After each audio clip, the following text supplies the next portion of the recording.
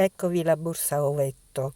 Io l'ho chiamata così perché ricorda proprio la forma bombata di un uovo. La realizzerete in poco più di un'ora con circa 100 grammi di licra. Io vi lascio al tutorial e vi invito all'iscrizione al canale. Grazie.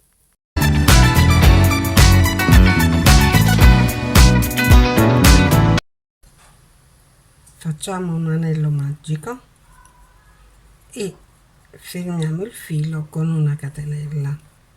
Ci alziamo con 3 catenelle. Nell'anello magico realizziamo 11 punti alti. Con le catenelle avremo un totale di 12 punti alti.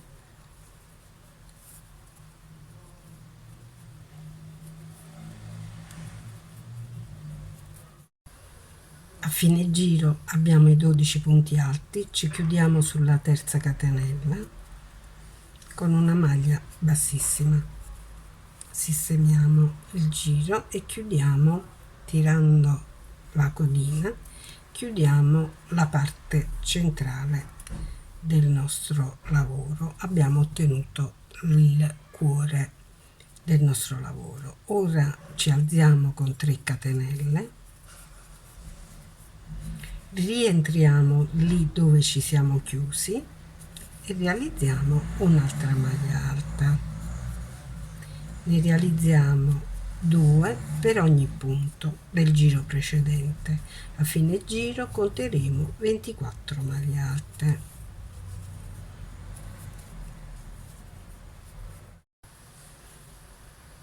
Realizzata la 24esima maglia alta, ci chiudiamo sulla terza catenella, appunto a maglia bassissima. Ci alziamo con 3 catenelle e rientriamo nel punto dove ci siamo chiusi con una maglia alta, un punto alto accanto, 2 maglie alte insieme, quindi faremo un aumento e una maglia alta. Alla fine del giro avremo 36 punti. Mi chiudo come al solito sulla terza catenella a maglia bassissima, mi alzo con 3 catenelle e proseguo a maglia alta senza più nessun aumento, quindi lavorerò punto su punto. Arrivati a 8 punti dalla fine del giro interrompo il lavoro, chiudo con un punto di sicurezza e mi fermo qui.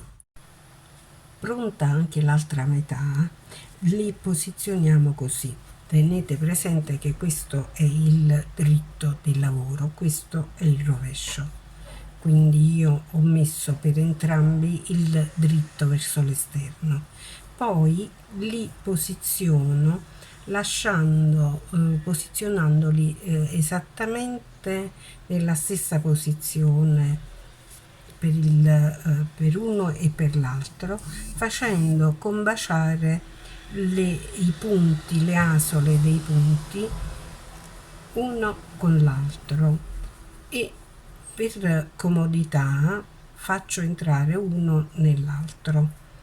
Il secondo che ho fatto chiaramente è ancora legato al gomitolo, non ho tagliato il filo perché adesso ci serve per cucire.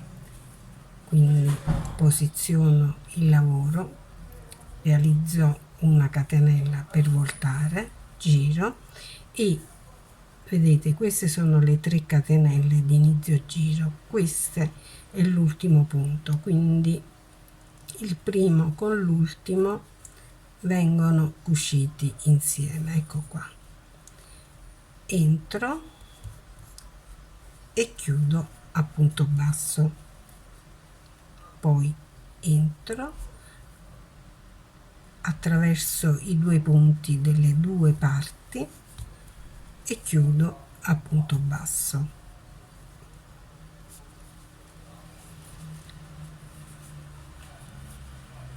Questa chiusura ci farà anche da decorazione esterna, quindi un punto e l'altro corrispondente,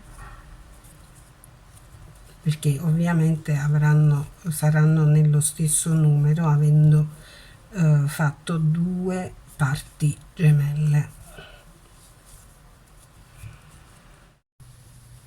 Arrivata alla fine del giro, unisco gli ultimi due punti. Chiaramente questa è la catenella di inizio giro e questo è l'ultimo punto alto che ho realizzato, quindi entro dentro la lavorazione, entro dentro la catenella e realizzo l'ultimo punto basso, un punto di sicurezza, tiro e chiudo il lavoro.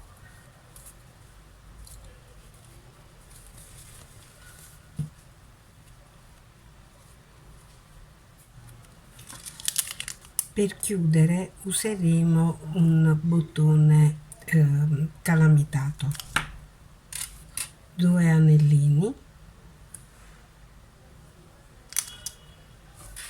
la catena in argento e delle palline decorative per la decorazione esterna. Ho fissato gli anelli ai lati della borsa e collegato la catena. Ora devo cucire il bottone nella parte centrale interna della borsa. Lo cucirò qui. Ho scelto questo bottone che ha le quattro asole che facilitano la cucitura e al centro è calamitato. Quindi procedo a cucire una parte sul lato destro, l'altra parte sul lato sinistro e poi la nostra pochettina da passeggio si chiuderà qui al centro. Eccola completa, bellissima, molto semplice, in poco tempo avrete una borsetta da passeggio molto carina e sfiziosa, con il bottone magnetico e la catena in argento. Vi invito ad iscrivervi al canale e vi ringrazio. Ciao, alla prossima!